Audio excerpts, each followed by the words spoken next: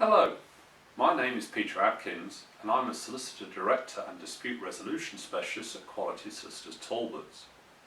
I've been doing this job since 1979 and as part of my role I'm one of the team here that clients speak to if they have a disagreement with their neighbour.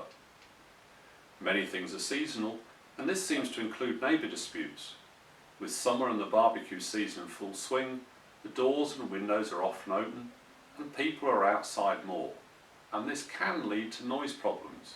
So we thought it might be a good time to offer some advice for anyone who finds themselves in the midst of a dispute with their neighbour. What do I mean by a neighbour dispute? Essentially, it is when your neighbour is causing some kind of disruption to your life which you want to stop or resolve.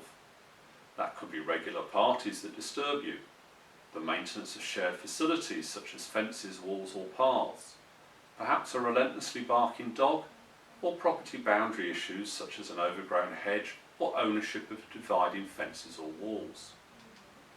Disagreements can often be sorted out by having a friendly word, but unfortunately it is quite common for neighbours to fall out over such things. So, if you find yourself in this situation, what can you do about it?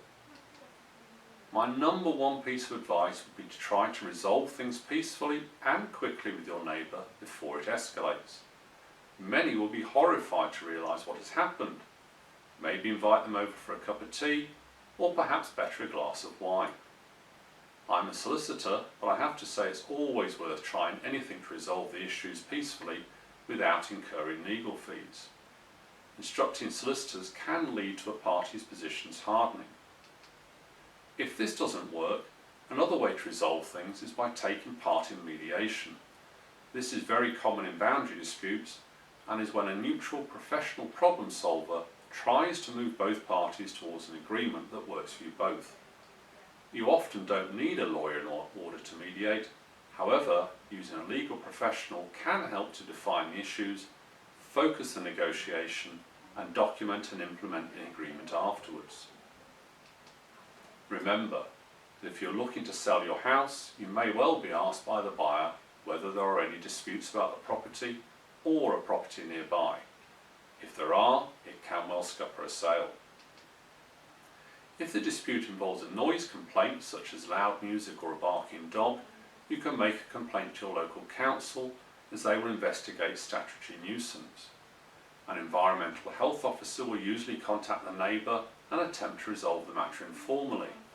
If this fails, a notice may be served on the neighbour requiring them to stop or deal with the nuisance.